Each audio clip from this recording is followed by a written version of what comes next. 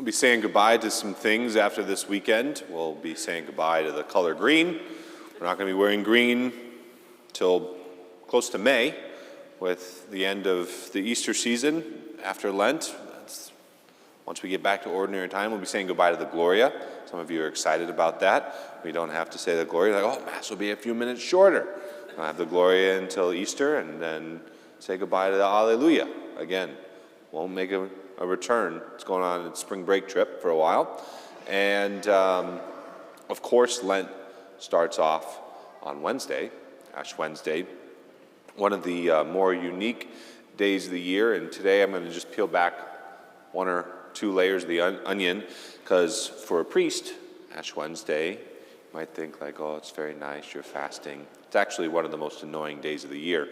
And the reason for that is because other than Christmas Eve, there will be more people, assuming that Crystal Lake is very much similar to my previous parish's experience, assuming that is similar, which it will be, there are going to be more people here on Wednesday than any other day of the year other than Christmas.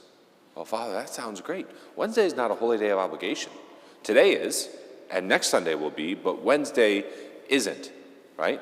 And when the readings say, when you pray, go behind your door, close the door, and pray to the Father, yet the only reason that people are coming is to get a sign on their forehead that they don't stink, or they're not terrible people, or they just want to show people off. That could be, if your priest ever tended towards a bit of cynicism, could be where my mind would go. But, of course, pastorally formed through many years of formation, I realized, wow, all right, churches are here.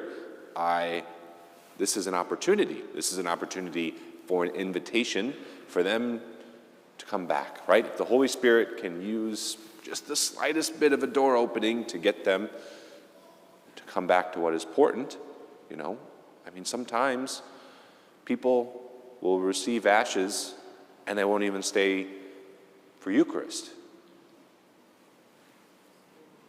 It's dirt on your face. It's nothing, right? The Eucharist? Are you kidding me? So,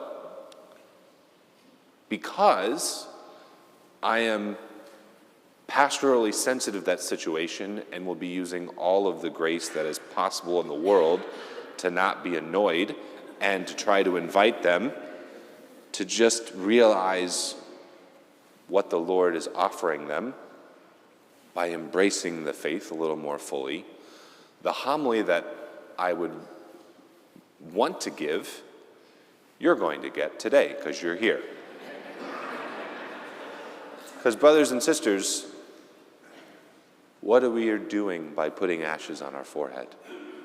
We're reminding ourselves that there is going to be an abrupt end to this life. Hopefully later, maybe sooner. We don't know. Tomorrow isn't promised. Remember, you are dust, and unto dust you shall return. And as priests, we get a heavy dose of death, but it's been a different perspective these last few weeks. I'm sure most of you are aware that I buried a brother priest. I didn't. The bishop buried Father Bachland 2 weeks ago. And that was one of the tougher things that I've had to go through, not only as a priest, but in my life. Incredibly tragic, incredibly sad.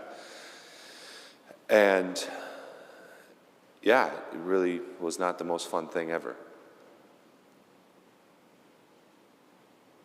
And in talking to the priests leading up to that, we had a holy hour together, sort of a players-only, closed-door meeting, prayer time with the Lord. I was talking to one of his best friends, Father Trowbridge, and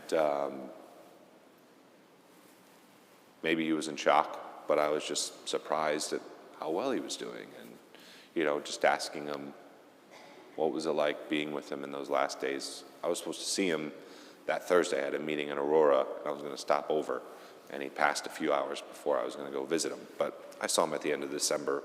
It was before I knew he was sick. But he said, yeah, it was really beautiful. He was excited to die.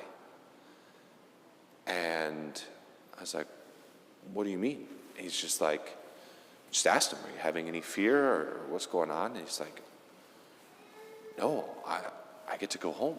I get to see the saints. I get to see the brother priests that I've buried and said goodbye and that gave me the faith. I get to be in front of the face of God. He was excited. And now, if I ask you in here, who wants to go to heaven, we're all going to raise our hand, right? It's a lot better than the alternative. But we forget that you have to die. That's sort of the human part you got to go through, that natural process to get there. And we forget that part. That's the scary part, right? Heaven, great. Sounds wonderful. I'm in. The dying thing, not so much, right? He was excited to die. And that stuck out with me. He's excited. He was excited. What was that? And what felt like a sort of other bookend of death. I had a funeral yesterday back at my first parish, Monsignor Deutsch, who's one of my best friends, a priest mentor, my first pastor in my priestly ordination down at St. Patrick's in St. Charles. He grew up in that parish, and his father, we buried him yesterday, Bernie Deutsch, 88 years old.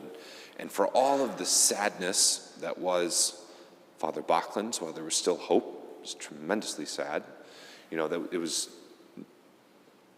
all joy yesterday of just this beautiful man who loved his family, who loved his faith.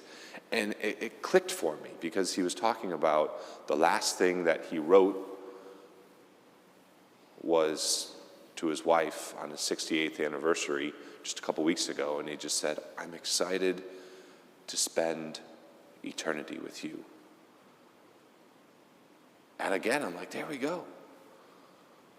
But if there was one thing that Bernie was, he was a man of the Mass. He was a man of the Mass. And I knew this from being around the parish for 5 years, at 7 o'clock every single morning, Bernie was there.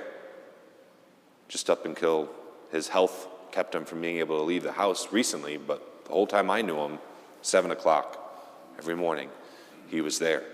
And Monsignor Deutsch talked about it in the homily. He's like, missing Mass growing up? Missing Mass? That wasn't an option. We went to Mass every Sunday.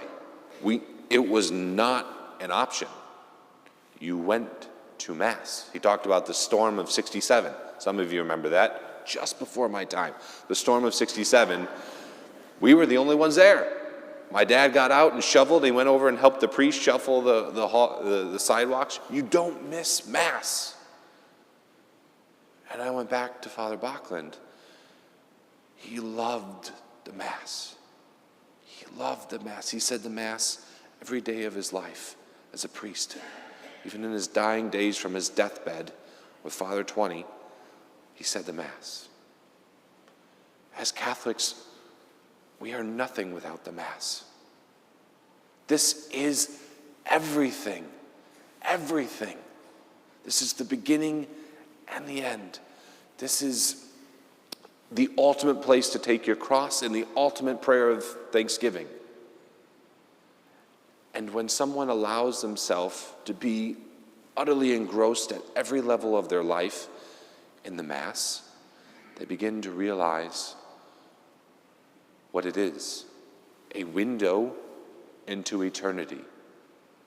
And yes, some of us are afraid of dying, but when you're involved in the Mass, when you give your life to the Mass, you're on the process of being ready to die. One could almost say even excited, right? And it pains me when there is this great gift every Sunday, even every day, and so many people take it for granted. We don't forget to breathe. don't even think about it. We don't forget to eat. We don't skip meals. Mass is so much more important to that. If you could cure any disease or go to one Mass, it's not even close. The Mass is so much more powerful. If we could have all the money in the world or go to one Mass, to have the Creator of the world dwell within us, what he does to spiritually nourish us by receiving the Eucharist, what he does to heal us.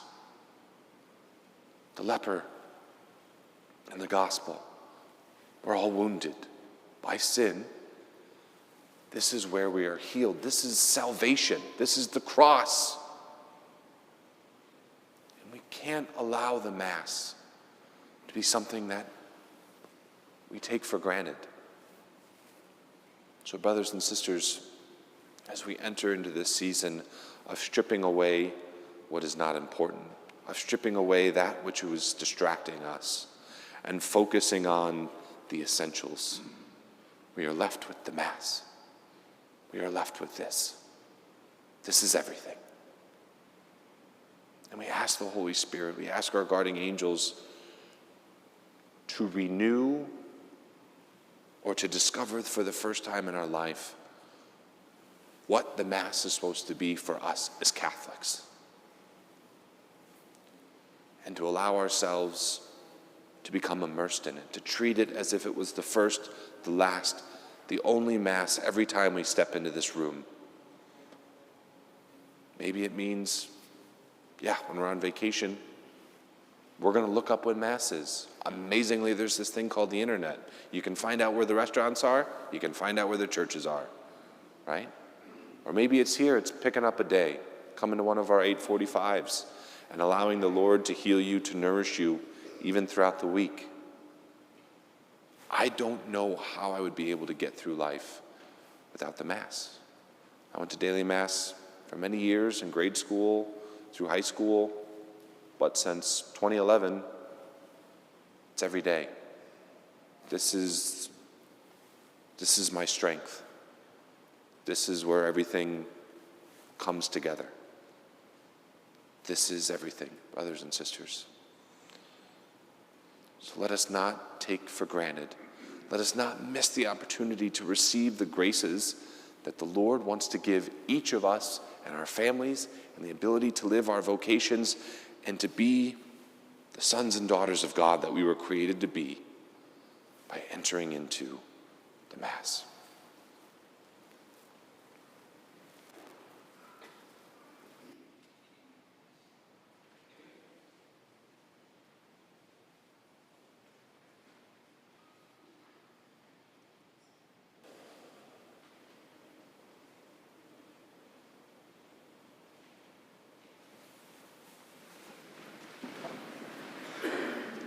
I believe in one God, the Father Almighty,